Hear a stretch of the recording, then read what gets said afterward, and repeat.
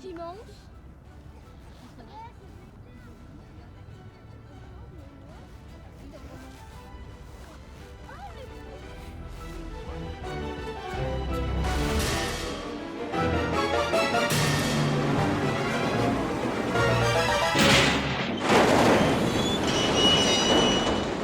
HMS Campbeltown documentary took me about 3.5 years to make, and so, needless to say, I have my fair share of behind-the-scenes stories to tell. Most of them regard the recording process and the editing process, but interestingly enough, if we were to tackle these stories I have to share today in a chronological order, we'd actually start with the animation process. You see, one of the big headaches I had even before recording was trying to figure out how to create a visual aid for the story. You see, in order to make a good documentary, one does not simply stare at a camera and talk for an hour. If you did that, you'd run the risk of making one of the most boring films known to man. That's why you need a visual aid. Problem is, I don't really have the patience to make good stop-motion animation, and every time I look at Blender, my brain crashes and boots me to desktop. So what were my options? Well, to be honest, I really struggled to come up with one until I remembered about Panzoid. Panzoid, for those unfamiliar, is an online animation software that kind of rose to fame in the early, I'm willing to say early 2010s? With the emergence of those interesting gaming channel intros. You know the ones that gave you a headache if you stared at them for more than 5 seconds. It was perfect for me for 3 reasons. 1, it uses keyframe animation, which is quite handy if you don't have that much patience for animation. 2, it is quite simple, and so it's quite easy to understand the basics of the program. And 3, once you're comfortable with the software, you can really push that software to its limits. What you're seeing on screen here is essentially a collection of clips I made to test the waters, to make sure I was familiar with the different systems I'd have to use in order to make the documentary.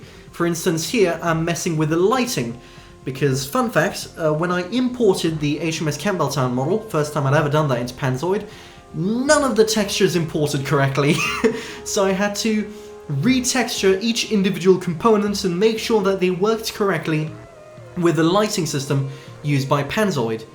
In this clip, I'm messing around with the ocean because, well, the ocean texture in particular was a bit of a nightmare because it was really hard to find a texture that actually looped correctly without an obvious seam at the edge. In this clip, I am messing with the horizon and how Panzoid renders them, which is to say, terribly. You can clearly see the edge of the giant square, so I had to work around that. And finally, this is the final test clip, I was messing around with the scaling when I accidentally cutesified HMS Campbeltown, so there you have that. But when I was done with that, I was finally ready to actually start animating. So let me walk you through the process. As I have previously stated, none of the textures that came with the model imported correctly into Panzoid, which meant that I had to manually recolor each individual component to make it look good. Next, I had to make all the flags HMS Campbeltown wore over the course of her adventures, and then attach those to the mast. Then I had to make the ocean, which was quite straightforward. It was a big rectangle with a texture and a normal map. But finally, after that was done, I was finally ready to start animating. Except, of course, I wasn't, because HMS Campbeltown underwent quite a few modifications. Modifications which I had to model in the animation software using the default spheres, cubes, and rectangles. Still, finally, we're done with HMS Campbeltown. Now to worry about everything else, such as the bullets and shells. As we can see, the actors are ready, but the stage is definitely not set. We are missing the entirety of Saint-Nazaire.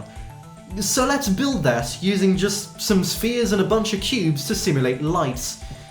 On top of the landscape, I also had to model some additional props, such as this lighthouse, which HMS Campbeltown was going to narrowly miss towards the climax of the film. This prop was, like most other props, made using cubes and spheres and cylinders inside the animation engine, with this being the resulting shot. Jolly good show. That's looking pretty good.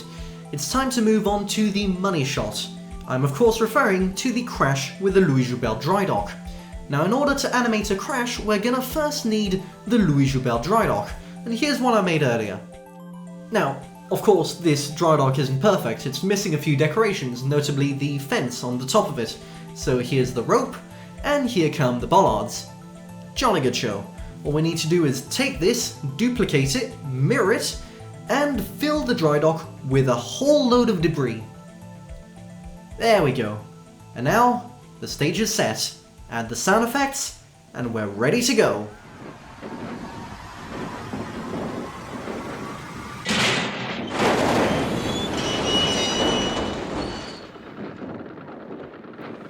And that is essentially everything I had to do in order to animate the stuff that you see in HMS Campbeltown. Naturally, this was quite an interesting journey. I mean, I had to learn quite a few things, and I really had to push the animation software to its limits, which, of course, wasn't without its consequences. What is even going on here? There are parts of HMS Campbeltown here. I mean... So you got this one. This is meant to be the lighthouse scene. I think the strangest one for me is this one. But the animation software appears to have decided that I am only allowed to view this through a 2D perspective. There is no 3D animation allowed anymore. I don't even know what that texture is. When did I put that texture here? Where is this texture being used? So the 2D perspective, we never see the brick texture, but in the 3D perspective, we do see a brick texture. Oh yeah, also the pieces are appearing and disappearing as they please now. And I recognize that as the default rectangle shape, but why is the default rectangle shape here? How did this happen? But ultimately, despite this, I still managed to get the animation to work.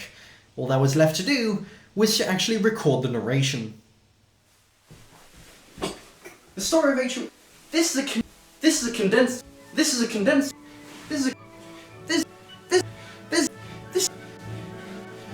a condensed version of my rather long story of HMS Campbeltown. And then in 1930 they recommissioned her again, and then in 1937 they decommissioned her again, and then in 1939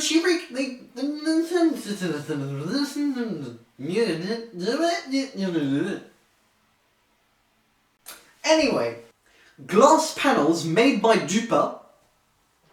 Who the frick is Dupas? I've already forgotten. Dupas is an Australian serial killer. Okay, not that Dupas. Almost immediately crashed into a Norwegian cargo ship. Not to worry, not to worry, not to worry. Now don't worry, now not to worry, now not to worry, now not to worry, now not to worry, now not to worry, now not to worry, now don't worry, now not to, now don't worry, now not to worry, now not to worry, now don't worry, now don't worry, now don't worry, now don't worry, now don't worry, now don't worry, now don't worry, now don't worry, now don't worry, now don't worry, now don't worry, now don't worry, now don't worry, don't worry, now don't worry, now don't worry, don't worry, don't worry, don't worry, don't worry, don't worry, don't worry, don't worry, don't worry, don't worry, don't worry, don't worry, don't worry, don't worry, don't worry. Now don't worry, the damage wasn't too bad. They were able to repair the ship pretty quickly, and she was able to resume her normal service life. I never thought I'd be saying this, but I only have 2 hours and 30 minutes of footage left on this SD card.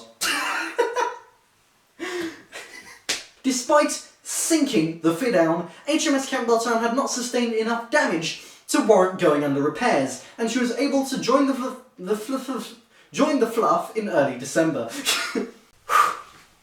I started filming at 4 o'clock. It is now 11 o'clock. I am halfway through. And people are dancing in the living room. You can even see it. You can even hear it.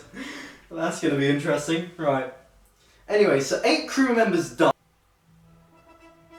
Lieutenant. Now... Lieutenant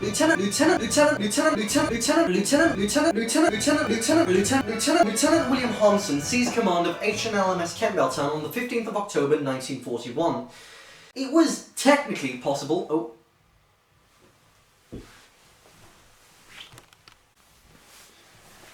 I can't believe I ran out of space on this SD card. It's 128 gigabytes. MGB314 spotted a flagship, probably the Spirit ship. Okay, how the hell do I pronounce that? Sperrkrecher 137. What? Sperrkrecher. Immediately after the Germans opened fire, MGB 317? 314. 137 and 314 and 137. Immediately after the Germans opened fire, MGB 314 spotted a flagship, probably the Sperrkrecher 137 belonging to the 47th Minesweeper Flotilla. Meanwhile, near HMS Campbeltown, Commander-in-Chief Charles Forbes had disembarked from his motor goats. Yes, goats of war. By some absolute miracle, the absolute legend still managed to make it out without exploding himself.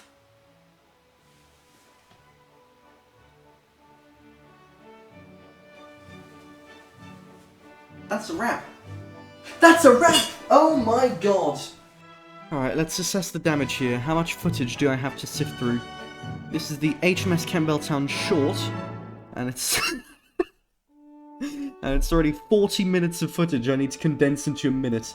Okay. I must have done quite a few takes. Oh no. Okay, hang on. But it gets worse.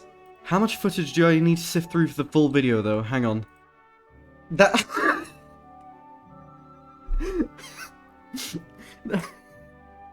I'm in for a rough day. That's 8 hours, 50 minutes of footage I need to sift through and condense into 1 hour. Oh my god.